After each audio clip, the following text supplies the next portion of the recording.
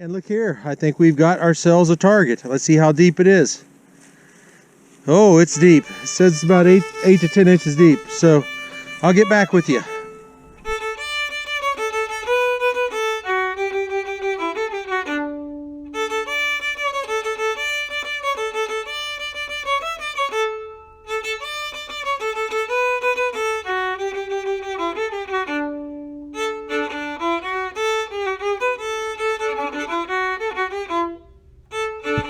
Another 58 there for you from this site from the Jones and Bowden raid.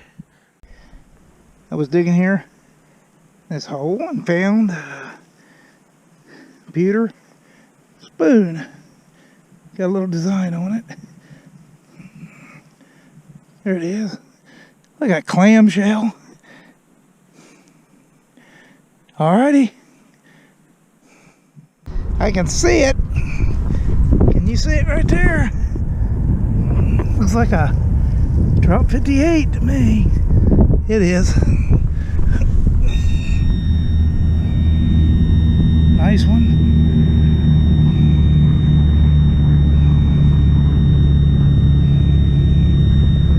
There we go. All right. That hole there, I found this little ball button. The shank's still on it, as you can see. I don't see any design. Let me look here. Maybe something on there. That's cool. Alrighty. It's pretty amazing. Probably fired from the 6th West Virginia Infantry. Probably Company E or Company A. And they were stationed here. And this hole here, you can see it right there. Looks like a flat button. I don't know about you all, but flat buttons excite me. I love them. Yeah. Got the shank. All right. I get a kick out of stuff like that. It's all history, boys. Got a little piece of harmonica reed here. There we go. Those always sound good. I'll check a hole and see if there's any more. I found an umbrella or parasol tip. Or, you know what I mean. It's part of a parasol. Or an umbrella. Okay. Okay, down in this hole I found this. I'm not sure what it is. It looks like a button, but it's not. It's got a slot through it. I don't know, we'll have to clean that one up.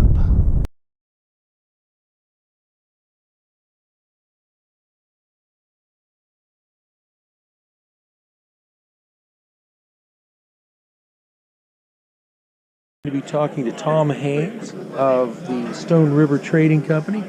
Tom, how are you doing today? Doing well. How are you doing? Doing fine. I was wanting to ask you, you've been collecting and dealing for quite a number of years, and I bought some stuff off of you before in the past, and I was wanting to know, what got you interested in Civil War collecting as well as, the Civil War? What really got me into it, I've always been a history buff. I love history, I always have. But what really drew me into it, I was born and raised on a farm just outside of Murfreesboro, Tennessee, about 3 miles from the Stones River battlefield. Wow. But my dad, my dad actually had to retire when he was 50 years old. And it was kind of a forced retirement from the company, not that he was in poor health or anything. He started going out relic detecting, and I would go with him. It gave my dad and I something that we could do together. And then Dad sort of progressed, and I tell everybody I'm a slow learner because he started going to shows, and I'd go to shows with him. And then he started setting up at the shows, and I would go. And a lot of your viewers probably knew my dad. He was Bill Hayes. They knew him as the Button Man, sort of a white beard, sort of looked like Santa Claus. But at one time, Dad had over 6,000 Civil War buttons. Oh my! But I tell everybody I was a slow learner because after sitting at the shows with him for probably 3 or 4 years, it dawned on me, Dad's having a ball doing this, and he's making a buck or two. So I scraped up a little bit of money, bought myself a few relics, and that's the way I started. And I sort of did it as a hobby for 12 or 15 years, but I've been doing this full time now for 18 years. That's awesome. That's awesome. What is the best item that you've ever had that you've sold or you've owned in your own personal collection that you think of that you could share with the folks? Probably the best relic that I ever had was just an absolutely pristine Nashville Plowworks cowboy style. And I tell everybody that it's almost impossible to be a collector and a dealer, and it is impossible to be a collector, a dealer, and a poor boy, and unfortunately that's kind of the category that I fall into. I get things, I buy what I like, right. I enjoy it while I have it, but I sort of have to keep it turning. Sure. I'll get pieces that mean a lot to me for whatever reason, that I might hang on to for 6 months or 6 years before I decide to let it go and sell it. But eventually something else catches my eye, or somebody will come in and just have a fit over it, and they're dying to have it, so I'll want them to have it probably worse than they want to. Okay. But I love the Doug relics. Any of the Doug weapons and things, that's kind of really my wheelhouse and what I really appreciate and I'm always looking for and trying to seek out. Sure. Well, I want to take the time to thank you again for allowing us to come in and talk with you and take your time. You just have fantastic stuff. Is there a website that the folks can contact you on, or any type of information that you'd like to give? They can go to my website, which is www.stonesrivertrading.com. Okay. Actually, it's one of the oldest, I think, Civil War websites out there. It's been up and running since the mid-90s. Very good. But I tell your viewers anytime, if I can be of any help, don't feel like you have to buy something from me, but if you have a question, certainly if you have something you want to sell, give me a call, because that's the work part of this business. Good relics will sell themselves, but getting tougher and tougher all the time to find stuff to sell. I agree with you. But if I can ever help them out, all my contact information is on my website. Again, it's stonesrivertrading.com. Okay, and I'll video one of your cards here too. So thank you again, Tom. I appreciate it. Thank you, Brian. I appreciate it. All right, and here's one of Tom's cards here, and we'll just get a quick shot of that as well. And we're with Tony Moore. And Tony, would you like to tell me a little bit about yourself? Where are you from, and how long have you been collecting Civil War and dealing in Civil War? Well, I've been collecting Civil War relics for about 40 years. I started as a hobby of relic hunting, and it just grew and grew, and I retired a couple of years ago and stayed retired a week and opened up our shop. Me and my wife opened up our own shop there in northeast Mississippi, there in Tishomingo County, in the small town of Barnesville, Mississippi. And what's the name of your shop? North Mississippi Civil War Relics. Okay. Let me go ahead and I'll zoom in here on your card. And that way you folks can stop this and take a look at this.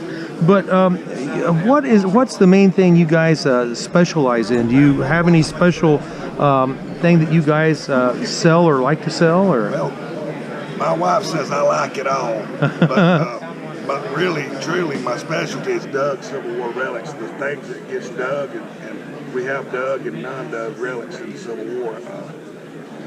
I really like the dug items. You know that they was in the ground, and I've been there and done that. What's the best thing that you've ever dug that you think, and when you think back, and I'm sure you've dug a lot of really good things over the years.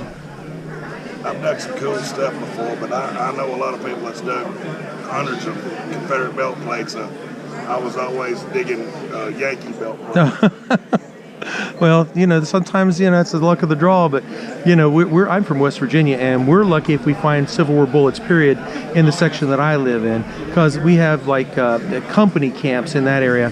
But let me ask you this: I see you've got stuff here on your table, photographs and some CS Texas and knapsacks. What do you think is the biggest push towards collecting nowadays? What are people interested in that you've seen? I mean, like you said, you've been doing this, what do you say, for 40 years now? What have you seen as far as what are people buying more of nowadays? Well, I personally think people are turning to weapons, pistols, muskets, and higher end things, because there's been a lot of things come out of the ground over the years, but it's less and less coming out of the ground each year, you know. Sure. It's harder to get, but Sure. I think maybe people are sending gun collectors, pistol collectors is one big thing going right now. Sure, that sounds great. Do you have any advice for young collectors that you could give out, that, you know, I mean, with your experience over the years? It's just a great hobby. Keeps you out of trouble. It's a great hobby. You get exercise. I highly recommend it. Okay, that sounds great. Tony, thank you very much for allowing me to talk to you, and I appreciate you taking your time today. Thank you. You have a nice day now.